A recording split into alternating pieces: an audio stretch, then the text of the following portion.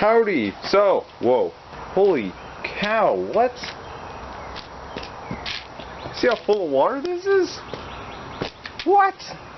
Oh my gosh. Okay, well obviously it rained. Shoot, does that mean that my mold is ruined? Ah, no, my mold is ruined. Aw, man. Well, that's very disappointing. Anyways, today I'm gonna be... It looks like we don't need to use the faucet anymore, so we can just pour that right in there. So, someone commented on my video about the classic homemade aluminum foundry test, which the evidence is still right over here that I did that video. So basically what they said is they came up with a better idea for my foundry, because if you saw that video, the foundry wasn't very efficient, and it kind of struggled to melt cans as well as they did in the videos that I watched to get the design. That was not my own design. So basically today, and with our limited daylight, I'm going to be trying out that new idea. In fact, it makes better sense to me than the other, because it uses these bricks. Now the commenter said to use normal bricks, you know, like that chimney over there is made out of, but I don't have normal bricks. I only have these huge cinder blocks left over from when this wall was built.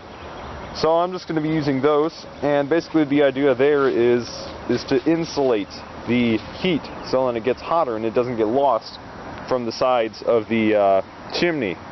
Now I'm going to be using this small rock to put on the ground so then it doesn't damage the grass more than it already is.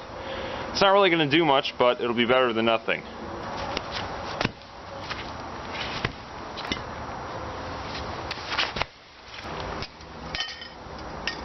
Now we'll put some rocks up along here to sort of help insulate it even more, and so then I don't have to use as much charcoal. Now we just got to get some charcoal and pour it in. Shoot, I didn't think about the HVAC system. Alright, so take two. We have the pipe going in over there, which will, the vacuum will then be over here, plugged in, you know, blowing air. I sort of made a gap right here so then it could blow in air. And since this is a triangle, we have a major leak here and here, but I tried to block it with some small rocks. You can see one right there. So then it doesn't leak as bad, but then over here we're just going to be blowing in air anyway, so it doesn't really matter. And then this will go on a small rock right here to sort of, you know, help preserve the ground.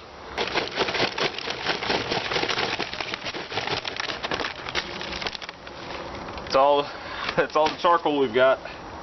Alright, so I'm going to be putting the majority of the charcoal over there to the side that's closest to the air coming in, because, you know, that's where the air is coming in, so that's where the heat should be coming in as well. Because the air is just going to blow on the heat, which will then blow on the little crucible over here, which will then contain the soda can. So it makes more sense to have more charcoal over there than on any of the other sides, because, you know, the air is just going to blow out of the side anyway. So that's my reasoning there. You also may notice that the pipe is actually slightly warped from the last time that we used it. It's more oval shaped now instead of circular. And so is our little crucible. Our crucible is made of stainless steel, so the melting point is very high. Much higher than aluminum, but I'm going to be getting this up to some serious temperatures, so we'll see if it holds up.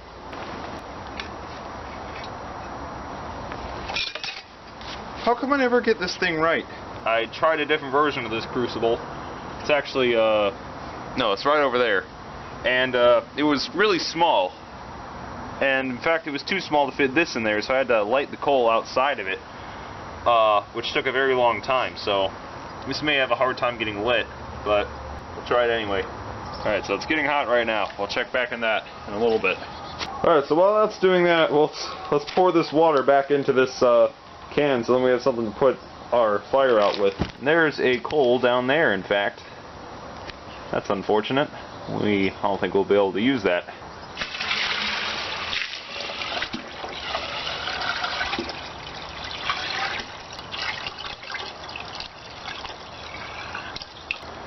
Yay!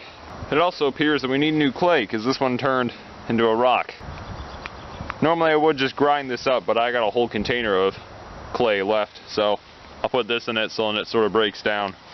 It also appears that our clay decided to partake in this watery event.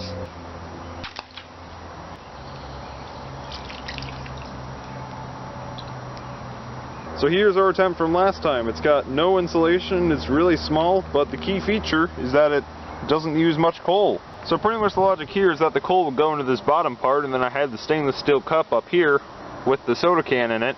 But the problem was that the flame got no air, because, you know, this is like a sealed container. So the only air it got was through like one hole down here that I drilled myself for the vacuum. And the vacuum was also the problem too, because I had to have an adapter, because it had to be a small pipe. It wasn't that huge PVC one over there that we have. It was like a little half-inch copper pipe that went into there. And so the fire would die out if I turned off the vacuum, so I had to constantly have the vacuum running. And I was kind of nervous about that, because, you know, with the vacuum going through a small adapter, it could burn itself out. So I had to cut in more holes so then it could get more air in, and so then I wouldn't have to use the adapter. But that still wasn't enough. So that's why I resorted to the other one. Alright, so it looks like we got a little fire going here. Let's go ahead and do some work on that. That's how hot this is. Just sets that leaf right on fire. I honestly realized that I don't even need a pipe for the vacuum, because I can just sit here and hold it because it doesn't go under or anything.